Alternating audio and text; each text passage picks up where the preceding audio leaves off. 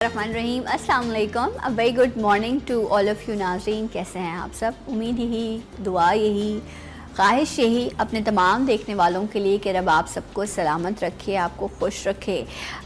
नाज़रीन, यकीनन मेरे तमाम देखने वालों ने जो गुज़िश्ता शब थी, शब मेराज, ऐसा दिल कहता है कि जितनी दुआएं की गई, जितनी तौबा की गई, जितनी इस्तग़फ़ार की गई, मेरा दिल भी ये कहता है और मैं ये दुआ भी करती हूँ, ये ख्वाहिश भी करती हूँ कि अल्लाह ताला आप सब की, हमारी इबादतों को जो है वो अपने बारगाह इलाही में कबूल फरमाए और जितनी दुआएं हमने दिल से, मोहब्बत से अपने लिए, अपने प्यारों के लिए, इस पाकिस्तान के लिए की हैं, उन दुआओं को भी जो है वो कबूलियत नसीब हो।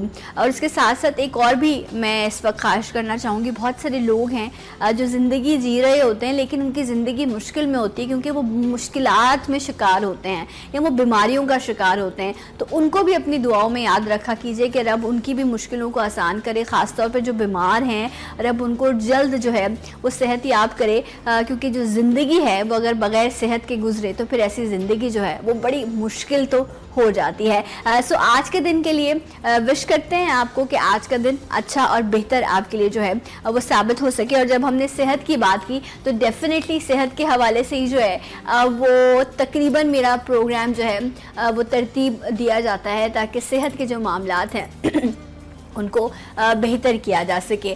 मौसम की तब्दीली के हवाले से बात करें या मौसम के असरात के हवाले से बात करें तो आप भी इसका शिकार होंगे, मैं भी इस वक्त इस चीज़ का शिकार हूँ। गर्मी है और अजीब सा मौसम है। अच्छा, एक चीज़ जो है वो जो मैं हमेशा जिससे अपसेट होती हूँ कि चलो ठीक है आप गर्मी से सर्दी की तरफ जा रहे हैं तो आप कहें जो सर्दी है इसलिए आपको जो है वो नज़ला बुखार हो रहा है या आपका गला ख़राब हो रहा है, बट ये गर्मी भी जो है ना वो उसी तरह की तमाम चीज़ें लेकर आती है। लेकिन गर्मी का अगर फ्लू है, गर्मी का बुखार है, इसकी नौयत बिल्कुल मुख्तलिफ है सर्दी के नज़ला बुखार से। ये भी उतनी ही शिद्दत इख्तियार कर रहा होता है, इसमें भी आपकी तबीयत उतनी ही बोझल और उतनी ही बेचैन हो रही होती है। जिस तरह कल से ये मौसम वैसा ही है कि आप ज़्यादा से ज़्यादा जो है वो मशरूबात का इस्तेमाल कर रहे होते हैं लेकिन उनकी वजह से अक्सर आपका गला बैठ जाता है। जैसे आज मेरी कंडीशन है कि ऐसा लग रहा है गला किसी ने अंदर से जो है वो बिल्कुल दबाया हुआ है, ऐसी कंडीशन है। बट ये जो तमाम सिम्टम्स हैं या ये जो मौसम के असरात हैं इनको कंट्रोल करने के लिए बहुत सारी बातें हमने पहले भी की, आज भी इस हवाले से हम बात करेंगे। लेकिन एक और जो ख़ास चीज़ है कि ड्राइनेस भी होती है कुछ लोगों को इस मौसम में भी, उसका जो है वो क्या ट्रीटमेंट है ये आपको शाह साहब बताएंगे। वेलकम करते हैं शाह नज़ीर साहब को। अस्सलाम वालेकुम। वालेकुम अस्सलाम। क्या सब कैसे हैं आप? अल्लाह का मैं शुक्र, अल्लाह का सना। आपकी तबीयत कैसी है? मैं ठीक हूँ, बस ऐसा है गर्मी से हुआ है, आई डोंट नो कि गला जो है ना वो कुछ अजीब से कुछ है तबीयत गले की।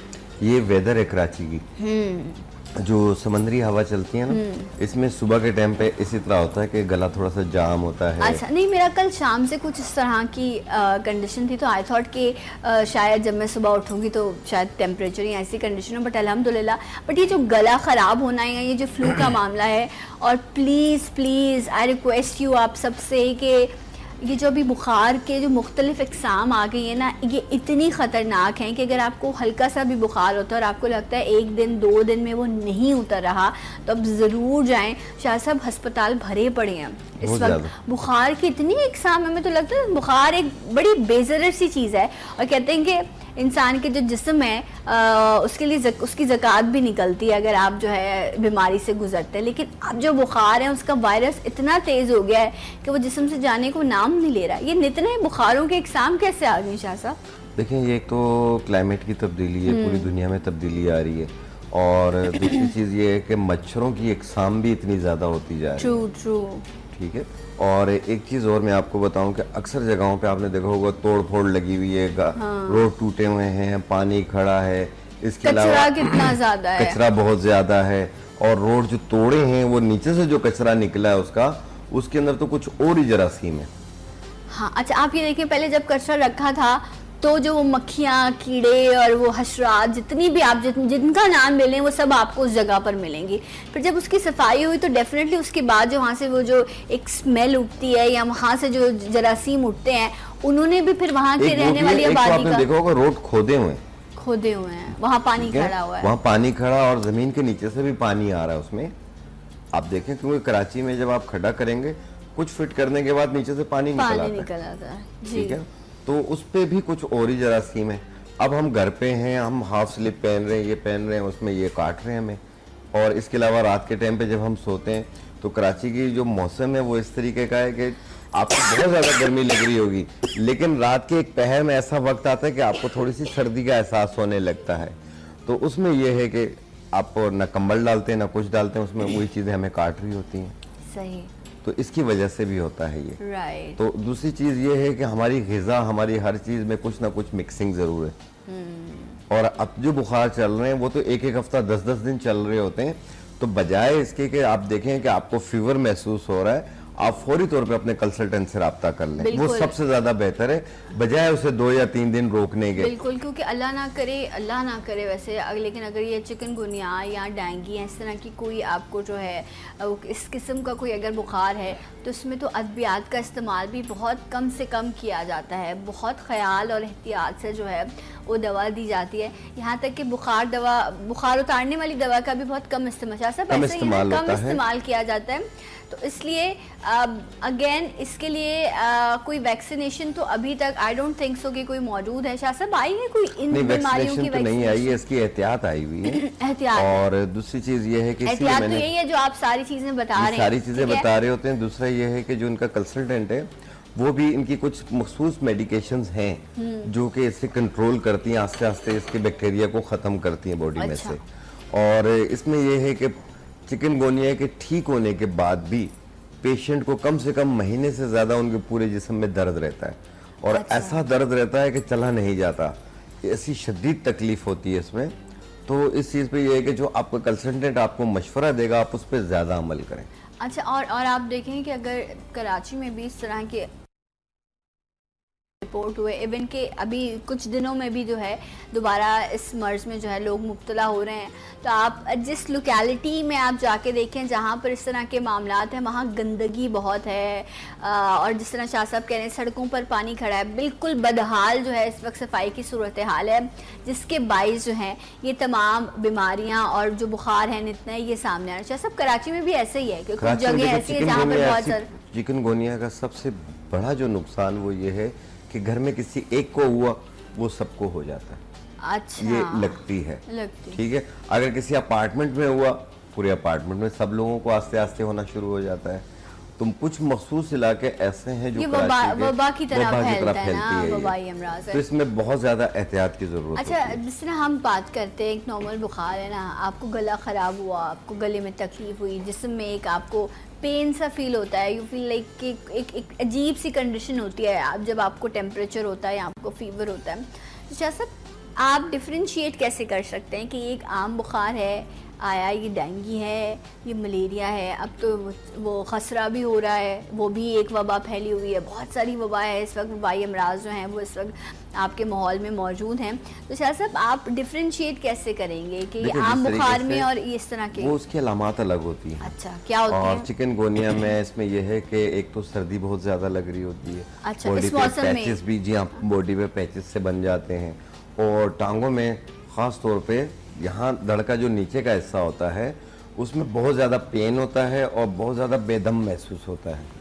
अच्छा, मतलब आपकी लोअर बॉडी जो है वो आपको लोअर बॉडी जो है वो आपको पेन करती है और आपको चलने फिरने में जो है वो मुश्किल का सामना करना और उसे दबाते रहते हैं। पेशेंट कहता है बस मुझे दबाते रहो बैठ के। हाँ, और मैंने सुना लोग पैरालाइज भी हो जाते हैं इस बीमारी में अगर टाइम पर ट्रीटमेंट ना किया जाए। बिल्कुल, मैंने इसलिए अर्ज किया कि अगर आपको बुखार फील हो रहा है या आपको कोई ऐसी चीज़ हो रही है, आप फौरी तौर पर अपने कंसल्टेंट से रब्ता करें, जो सबसे ज़्यादा बेहतर है, बजाय किसी बड़े नुकसान में जाने के। बिल्कुल, बर वक्त उसका इलाज हो जाएगा और पेशेंट जल्दी से रिलीफ मिल जाएगा, ठीक हो जाएगा उससे। एग्जैक्टली। और इस तरह के अवेयरनेस प्रोग्राम जो हैं उसकी बहुत अशद ज़रूरत है।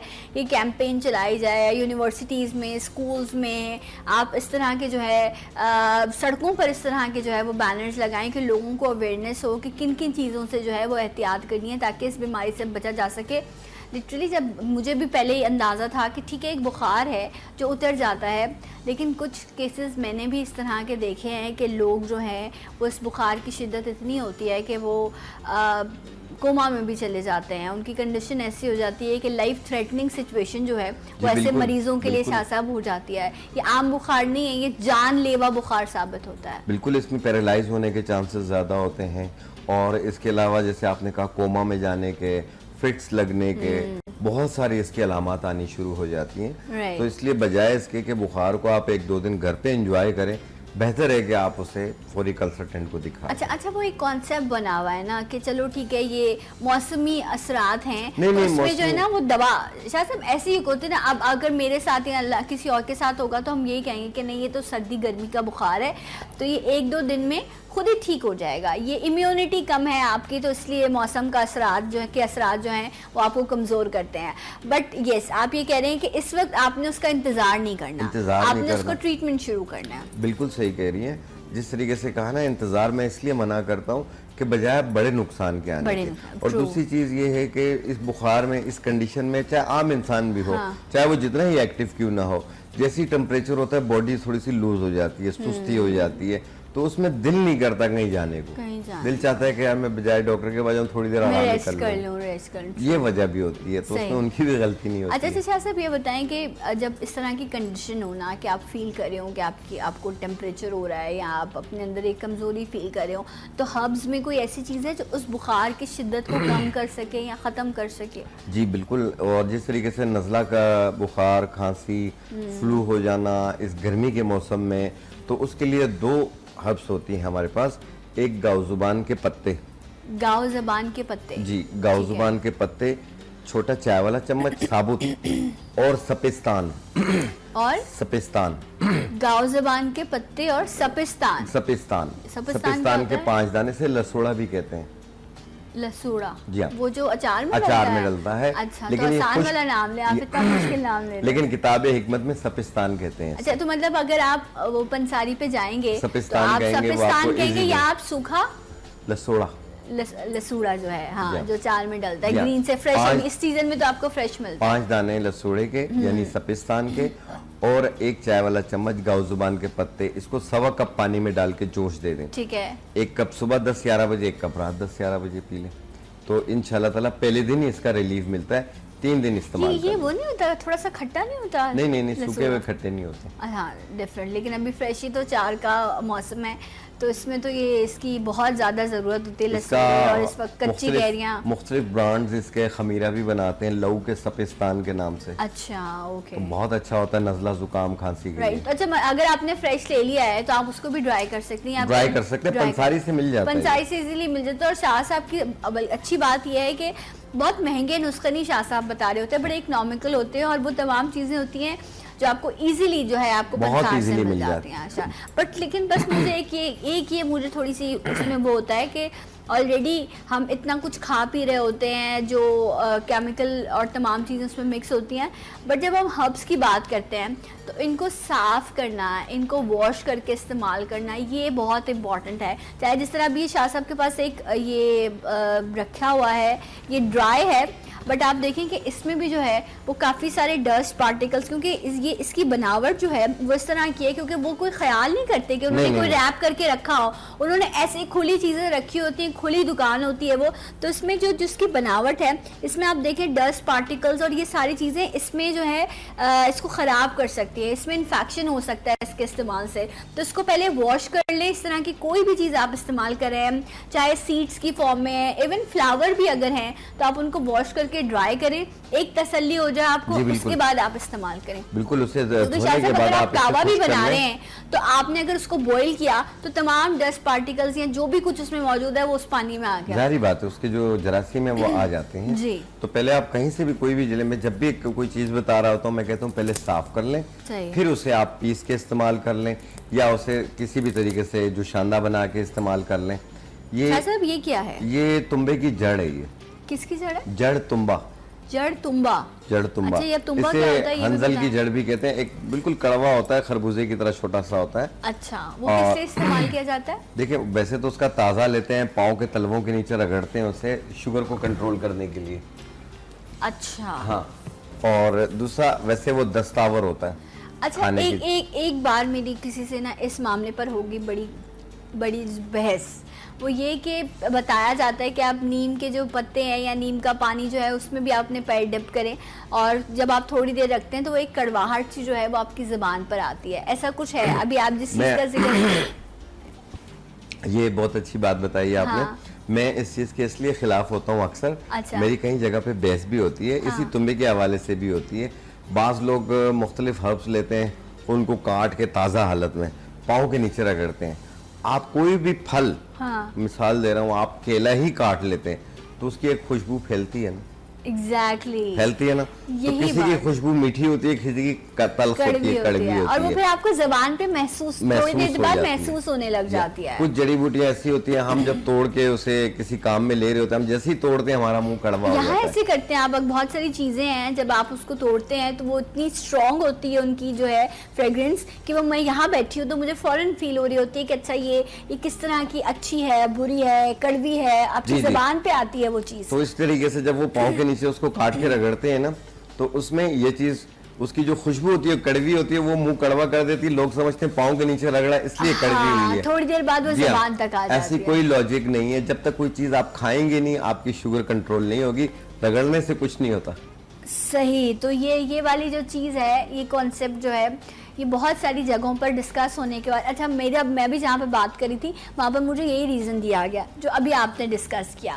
सो 2 गवाहियाँ तो मिल चुकी हैं, बट ये है कि हाँ, पैर डिप करने से शुगर के मरीजों को एक तो हाइजीन के लिए बड़ा बेहतर है, नीम के पानी में पैरों की सफाई हो जाती है। आपको अल्लाह ना करे पैर में जख्म या किसी भी तरह के बैक्टीरिया से आप महफूज रहेंगे, पैरों के दर्द में आराम मिलेगा। लेकिन शुगर आप कह रहे हैं इससे कंट्रोल जो है वो नहीं होगी। अच्छा, किससे होगी वो बता दें। देखिए, शुगर कंट्रोल करने के लिए जिनकी शुगर बढ़ी हुई होती है और मेडिकेशन अपनी जारी रखते हुए भी कंट्रोल नहीं हो रही है, लेकिन अपनी मेडिकेशन, इंसुलिन, जो भी आप इस्तेमाल कर रहे हैं उसे जारी रखें। और उसके साथ जो है 3 जड़ी बूटियां हैं। मगज करंजुआ 50 ग्राम, जामुन की गुठली 50 ग्राम, चंदन के पत्ते 20 ग्राम। इनको मिलाकर बारीक पाउडर बना लें। 1 चम्मच सुबह नाश्ते से पहले, 1 चम्मच रात खाने से पहले सादा पानी के साथ लगातार 2 महीने इस्तेमाल करें। इससे शुगर भी कंट्रोल हो जाएगी और कमजोरी भी दूर हो जाएगी। ओके राइट जनाब। सो ये आपने इस्तेमाल करना है। अच्छा शाह साहब, अभी जो हम इसकी बात कर रहे थे वो बात करंजुआ बोल रहे थे आप? मगज करंजुआ एक बंटों की तरह होती है। हाँ ठीक है।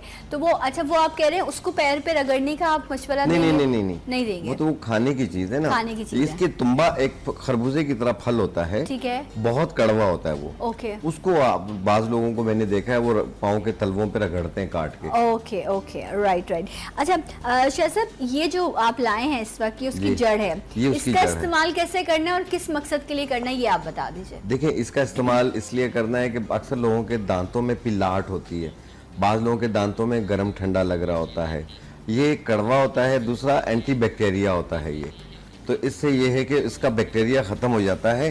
जैसे आप मुस्वाक इस्तेमाल करते हैं, आप इसका करें, लेकिन थोड़ा सा मुंह कड़वा ज़रूर होगा। ये है जड़ तुम्बा। जड़ तुम्बा ये दांतों के लिए बहुत बेहतर है, दांतों की सफाई के लिए भी बहुत अच्छा है। इसे मसवाक के तौर पे इस्तेमाल किया जाता है। इससे पायरिया का जो जरासीम होते हैं वो भी ख़त्म हो जाते हैं और दांतों की सफाई के लिए भी बहुत अच्छी चीज़ है जड़ तुम्बा। सही, राइट जनाब। अच्छा जी, आपके सवालात जो हैं वो भी काफ़ी सारे मौजूद हैं मेरे पास और मैं उनका भी जवाब जो है वो शाह साहब से ज़रूर लूँगी। लेकिन शाह साहब कुछ चीज़ें आपके लिए लेकर आए हैं ताकि वो आपको दिखाई जा सकें और फिर उसके हवाले से ट्रीटमेंट आपको बताया जा सके। शाह साहब, ये पाउडर क्या है? देखें, बाज़ लोगों के सर पे खुश्की बहुत ज़्यादा हो जाती है। खुश्की ज़्यादा होने के साथ साथ एक परत से निकलती है स्कैल्स में से, जैसे पापड़ी सी निकलती है और उसमें खारिश चुभन होती है बहुत ज़्यादा। यूँ लगता है जैसे सर में जुएँ हो गई हैं, लेकिन सर में जुएँ नहीं होती हैं, वो खुश्की की वजह से खारिश हो रही होती है। उसको दूर करने के लिए, यानी सर की तमाम खुश्की को दूर करने के लिए और सर में से खारिश ख़त्म करने के लिए ये कमेला पाउडर है, पंसार शॉप पे आसानी से मिल जाता है। कमेला पाउडर, इसे सरसों के तेल में इसका नरम सा पेस्ट बना लें, यानी 3 चम्मच सरसों का तेल और 1 चम्मच ये मिक्स करके इसका नरम सा पेस्ट बना लें और पूरे सर पे लेप कर लें। 15 मिनट के बाद धो लें। 1 दिन छोड़ के करना है, ज़्यादा से ज़्यादा 2 या 3 बारी करेंगे, सर में से खुश्की खत्म हो जाएगी। और 5-6 बार करके आप छोड़ दें। अच्छा, ये बच्चों को भी इस्तेमाल कराया जा सकता है? ये कम से कम 6 साल से ज़्यादा एज वाले हैं। अच्छा शाह साहब, अगर किसी ने फैशन डाई किया हुआ है बालों में, मतलब कलर वगैरह तो नहीं खराब करता ना? नहीं, इसका अपना ही कलर नहीं है। अच्छा, नहीं, एक होता है ना कोई चीज ऐसी है जो आप बालों पे लगाओ तो आप उसके बाद कहो लो भाई मैंने तो इतना महंगा कलर कराया था, इसको लगाने से मेरे बालों का रंग खराब हो गया। इसका कलर से कोई ताल्लुक नहीं है और ना ये कलर उतारती है। बल्कि ये सिर्फ खुश्की को दूर करती है। ओके राइट, तो उसके लिए जो है वो बहुत आपको अच्छी है इसका ये अक्सर लोग मेरे पास आते होते हैं, वो कहते हैं बहुत ज्यादा इचिंग हो रही है, बहुत ज्यादा इसमें और परत सी निकल रही होती है, पापड़ी पापड़ी सी निकल रही होती है, ये उसको इंशाल्लाह दूर कर देगी। अच्छा राइट, जब हम स्किन की बात करें तो अब्दुल हकीम साहब ने रहीम खान से जो है वो हमें कॉल की है और वो कहते हैं कि उनका पोता है 5 साल का जो यूके में रहता है। अब यूके का मौसम कैसा है ये सब लोग बेहतर तरीके से जानते हैं। उस बच्चे को सोराइसिस का मसला है क्योंकि वहाँ पर स्किन के डिजीज़ बहुत ज़्यादा हैं दूसरे मुल्क में। हमारे पाकिस्तान में तो अल्हम्दुलिल्लाह इतने मसाइल नहीं हैं, वहाँ स्किन के मसाइल बहुत ज़्यादा हैं लोगों को। तो बच्चा 5 साल का है और है उसको सोराइसिस, तो आप कुछ सजेस्ट करेंगे? देखिए बच्चा बहुत छोटा है वो, और दूसरी चीज़ ये है कि वो जहाँ पे रहता है वहाँ पे तकरीबन 50% से ज़्यादा लोगों को सोराइसिस की प्रॉब्लम रहती है, स्किन डिजीज़ की प्रॉब्लम रहती है। तो इन्हें चाहिए, बच्चा छोटा होने की वजह से, क्योंकि कुछ हर्ब्स जो हैं वो कुछ गर्म होती हैं, कुछ नॉर्मल होती हैं, अब वहाँ के वेदर के हिसाब से हम कुछ बता नहीं सक रहे, तो लिहाजा बेहतर होगा कि उसे किसी अच्छे स्किन के डॉक्टर को दिखा के कुछ अर्सा ट्रीट करवा दें। राइट। अच्छा शाह साहब, सोराइसिस को कंट्रोल किया जा सकता, मुकम्मल खत्म नहीं किया। अच्छा शाह साहब, कुछ एहतियात बताना चाहेंगे आप, जिस तरह खुराक में ये चीज़ जो है या ये चीज़ है उसको ट्रिगर करती है या बढ़ाती है, तो वो आप खुराक बता दें अगर कोई, ताकि उनको तसल्ली हो कि आपने उनको कुछ सजेशन जरूर। देखिए एक तो उससे बच्चे को बीफ का इस्तेमाल ना करवाएं और ज़्यादा गरम मसाले का इस्तेमाल ना करवाएं, बैंगन इस्तेमाल ना करवाएं, ये इस मर्ज में इजाफा करती है। ठीक है, तो कोशिश करें कि नॉर्मल ग़िज़ाएं दें, आप मटन दें उसे, और चिकन का इस्तेमाल ना करवाएं, ज़्यादा एग्स ना खिलाएं उसे। जितनी आप गर्म ग़िज़ाएं देंगे उतनी ज़्यादा ये बढ़ेगी। ओके, तो उसको हल्की। और दूसरी चीज़ ये है कि कुछ डॉक्टर्स जो हैं, आप जैसे स्किन के डॉक्टर को दिखाएंगे, वो कुछ मेडिकेशंस के फार्मूले आपको मना करेंगे, तो आप उसको ज़रूर फॉलो कीजिएगा, जो कि सोराइसिस को बढ़ा देती है। अच्छा राइट, तो मतलब अच्छा जो है वो डेफिनेटली वहाँ हाँ, बेहतरीन वहाँ के हिसाब कंसल्टेंट से मौजूद वो होंगे, बता देंगे कि कौन से फार्मूले की मेडिसिन इस बच्चे को मत दिया करें।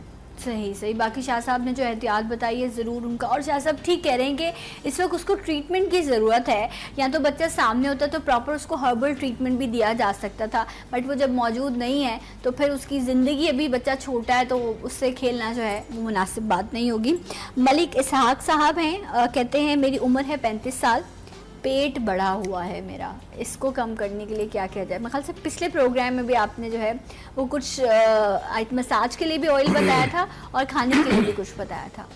जी, अब ये मलिक साहब का जो पेट निकला हुआ है वो किस वजह से निकला हुआ? आया कॉन्स्टिपेशन की वजह से निकला है, आया किस वजह से निकला है? ठीक है, उसी हिसाब से उनकी ट्रीट की जाए। जिन लोगों का कॉन्स्टिपेशन यानी कब्ज की वजह से अगर पेट निकला हो तो वो यूं तरबूज की शेड में निकलता है। हाँ। तो उसको कम करने के लिए एक फली आती है, अमलतास की फली, इसे हमारी मेमनी के अंदर गिरमाला कहते हैं। अमलतास की फली 2 इंच की फली को काट के उसका छिलका फेंक दें, उसके अंदर का गूदा 1 कप सौंफ के अर्क में रात को भिगो दें, रात भर पड़ा रहे और सुबह निहार पेट छान के वो पी लें। 1 टाइम रोजाना पीना है 1 महीने तक। इंशाल्लाह जितना बढ़ा हुआ पेट होगा कब्ज की वजह से वो कम हो जाएगा। और आमतौर पर जिन लोगों का पेट बढ़ने के बाद यूं लटक सा जाता है, पेट हिलाएं, पूरा पेट हिलता हो, तो उसको दूर करने के लिए चाय पीते पीते अपना पेट कम करें, अपना वजन कम करें। अच्छा। 3 जड़ी बूटियां हैं, गुले बखूर आधी चम्मच, मक्को दाना आधी चम्मच, लेमन ग्रास 2 टुकड़े, इसको 1.25 कप पानी में डाल के जोश दे दें। 1 कप सुबह 10-11 बजे, 1 कप रात 10-11 बजे। ये कम से कम महीना 40 दिन इस्तेमाल करें।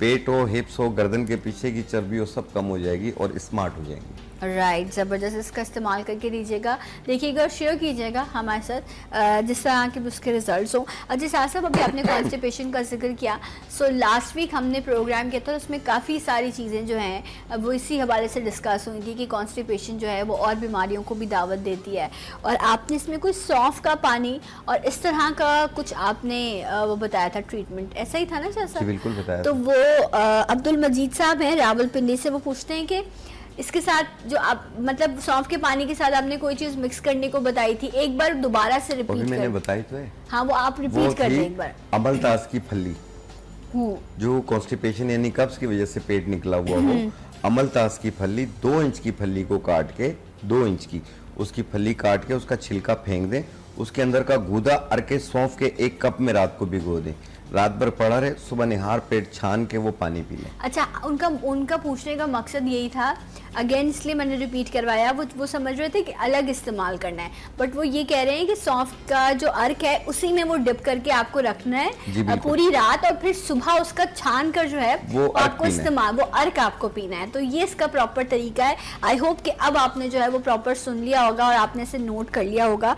जी नेक्स्ट सवाल की तरफ बढ़ते हैं। मलिक शब्बीर है, कहते हैं उनकी जो बेगम है उनकी उम्र है 45 साल और वो उनको जोड़ों में जो है वो बहुत ज़्यादा उनको जॉइंट्स में पेन रहता है और पूरी बॉडी जो है वो उनकी दर्द करती है। सो इसके लिए उन्हें क्या करना चाहिए? देखिए मलिक साहब, ये भी मलिक साहब ही हैं। जी मलिक साहब। हाँ, इनको इनकी मिसेस को चाहिए कि पहले अपना विटामिन डी टेस्ट करवाएं, क्योंकि जो कंडीशन ये बता रही हैं उसमें विटामिन डी का कम होना, ठीक है, कोई इसमें मना नहीं, वो है उसकी वजह से दर्द है। और दूसरा ये है कि जो खवातीन में, मर्दों में 45 साल के बाद जोड़ों में गैप आने का सिलसिला शुरू होता है, खवातीन में जो है आजकल वो 38 यानी 38 साल के बाद किसी वक्त भी शुरू हो जाता है। उसमें घुटनों में गैप आता है, उसमें टक टक की आवाज़ आती है, कमर में, कोहनियों में, जोड़ों में, सब में दर्द रहता है। इसमें विटामिन डी भी लो हो रहा होता है। तो उसको ठीक करने के लिए 4 जड़ी बूटियाँ हैं, चोप चीनी, सिंघाड़ा, अजगन नागौरी, ठीक है, ये तीनों चीज़ें 50-50 ग्राम। दोबारा रिपीट कर देता हूँ, चोप चीनी, सिंघाड़ा, अजगन नागौरी, ये तीनों चीज़ें 50-50 ग्राम, सूरजजान शीरी 20 ग्राम। इनको मिलाकर बारीक पाउडर बना लें। 1 चाय वाला चम्मच सुबह नाश्ते से पहले, 1 चाय वाला चम्मच रात खाने से पहले, 1 कप दूध के साथ लगातार 2 महीने तक। इंशाल्लाह ताला ये जोड़ों में से दर्द भी ख़त्म हो जाएगा, एक्टिव भी हो जाएंगी, ये वॉक भी करेंगी, थकेंगी नहीं। ऐसी कंडीशन में थोड़ा सा चलते हैं सांस फूलता है और पेशेंट ऐसा लगता है जैसे अपने आप को घसीट के चल रहा है, ये भी सब सही हो जाएगा। ओके राइट जनाब, ज़बरदस्त। अच्छा ये जो आपने जोड़ों में दर्द के लिए बताया है आपने कि ये, अच्छा आपने यहाँ जिक्र किया विटामिन D3 का। अब जो ये जो दूसरा सवाल है वो इसी से रिलेट करता है, लेकिन आप बताइएगा कि आया ये इस्तेमाल किया जा सकता है या नहीं।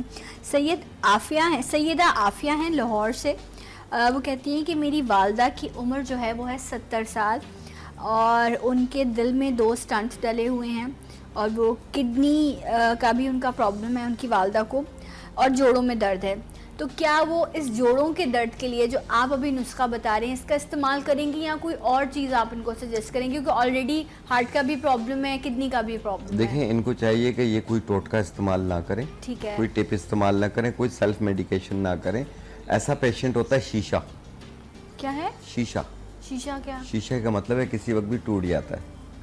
अच्छा ओके, सही बात है कि नहीं? तो इनको चाहिए कि बिल्कुल कोई सेल्फ मेडिकेशन इस्तेमाल ना करें। जो इनका कंसल्टेंट देख रहा है उन्हें उनकी जो इलाज हो रहा है उस पर अमल करें तो ज्यादा बेहतर रहेगा। अच्छा। क्योंकि उसमें किडनी की भी प्रॉब्लम, अब किडनी में क्या प्रॉब्लम है हमें नहीं पता, क्रेटिनाइन बढ़ रहा है, आया डायलिसिस है, आया यूरिया है, बहुत सारी चीजें इसमें आ जाती हैं।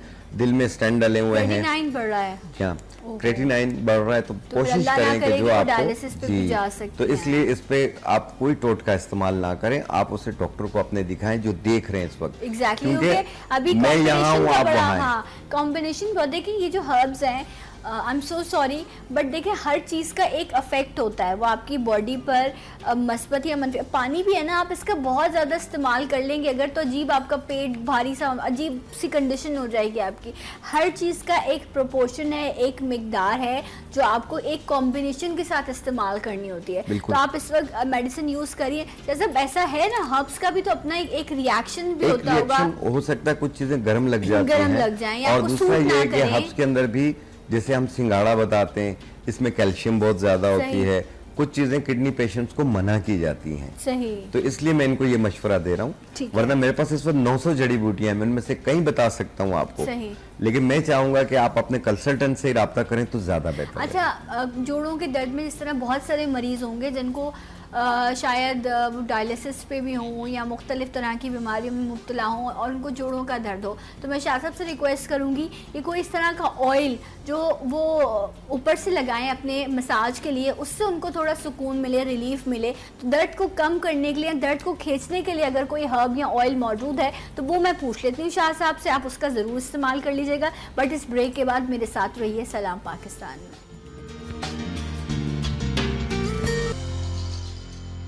वंस अगेन वेलकम बैक, सलाम पाकिस्तान नाज़रीन। आज अपने प्रोग्राम में हम मुख्तलिफ तरह के मसाइल के हवाले से जो आपकी प्रॉब्लम्स हैं उनको हम डिस्कस कर रहे हैं। शाह साहब, आपके जो सवालात हैं डेफिनेटली कोशिश करते हैं कि उनके तमाम के जवाब आप तक पहुँचाए जा सके।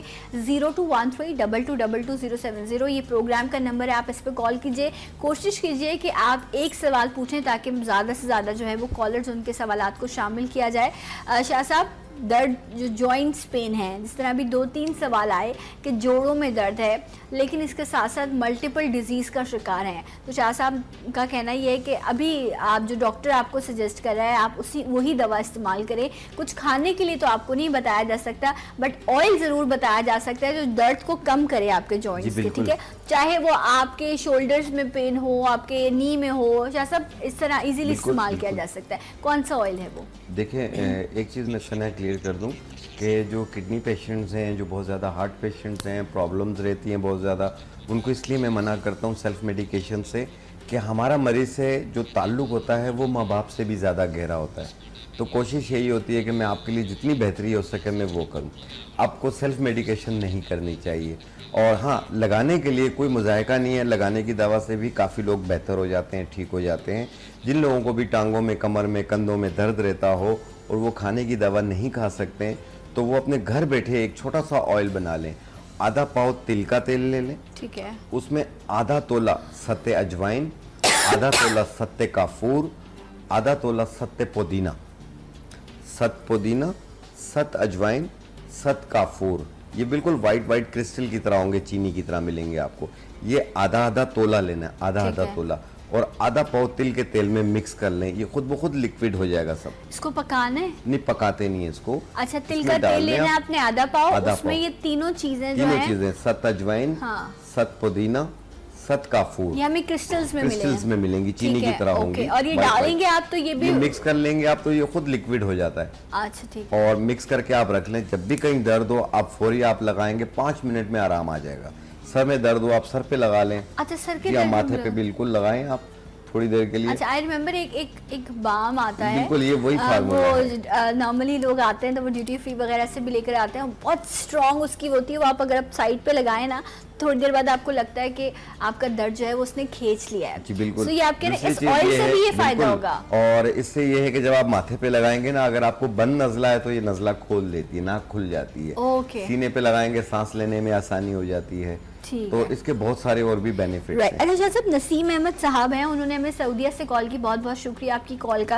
अच्छा, वो कंप्लेन कर रहे हैं कि मुझे जो है वो शोल्डर्स में, कंधों में और गर्दन में दर्द है, नेक में। सो अब ये कंप्लेन है तो पेन की, और ये जो आपने ऑयल बताया है ये इनके लिए फायदेमंद साबित हो सकता है, बहुत ज्यादा फायदेमंद साबित होगा। सही। और दूसरी चीज ये है, इसके अलावा कोई और चीज इसके लिए जो खाने के लिए इस्तेमाल करेंगे, ये फ्रोजन शोल्डर भी हो जाता है बाज लोगों के, या सर्वाइकल में पेन होता है, सर्वाइकल में गैप आया हुआ होता है, ये उसको भी ठीक करेगी। 3 जड़ी बूटियां हैं, सत्तावर मूसली, अजगन नागौरी, ये दोनों चीजें 50-50 ग्राम, जड़ इलायची, इलायची की लकड़ी सी होती है, जड़ होती है वो 20 ग्राम, ठीक है, यानी सत्तावर मूसली 50 ग्राम, अजगन नागौरी 50 ग्राम और जड़ इलायची 20 ग्राम। इनको मिलाकर बारीक पाउडर बना लें। 1 चाय वाला चम्मच सुबह, 1 चाय वाला चम्मच शाम, 1 कप दूध या पानी के साथ लगातार 2 महीने इस्तेमाल करें। इंशाल्लाह ताला आप ऐसे हाथ घुमा भी सकेंगे उससे, वरना फ्रोजन शोल्डर में हाथ ऊपर नहीं जाता, हाथ ऊपर नहीं जाता। अच्छा, सऊदीया में मिल जाएगी हर बिल्कुल इजीली मिल जाती है। राइट। अगर फिर भी कोई चीज़ आपको ना मिल रही हो तो फिर आप शाह साहब से जो है मेरे प्रोग्राम में आते हैं, आप इनको मुख्तलिफ चैनल्स पर भी देख सकते हैं। इसके साथ साथ शाह साहब का फेसबुक का पेज भी है। जी, मेरा फेसबुक का पेज है। मेरी फेसबुक आईडी है हकीम शाह नज़ीर, ठीक है, हकीम शाह नज़ीर, नज़ीर की स्पेलिंग है NAZIR, आप गूगल में सर्च कर लें।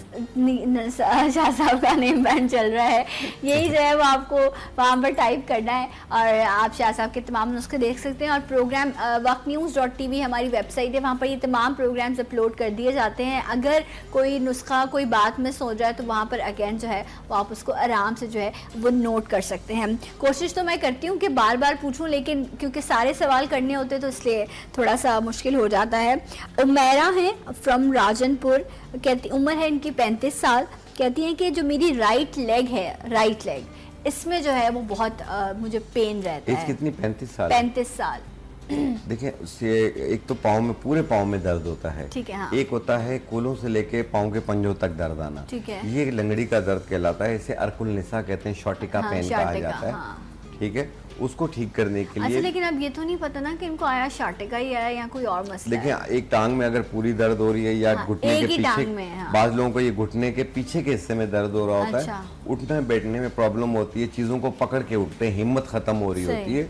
जो 4 जड़ी बूटियां मैंने बताई थी, उसमें चोप चीनी, सिंगाड़ा, सही। अजगन नागौरी, ये 50-50 ग्राम, सुरनजान शीरी 20 ग्राम, इनको मिलाकर पाउडर बना लें। 1 चम्मच सुबह, 1 चम्मच शाम, 1 कप दूध के साथ ये महीना 40 दिन इस्तेमाल कर लें। इंशाल्लाह ताला ये एक पाँव का जो दर्द है वो भी खत्म हो जाएगा।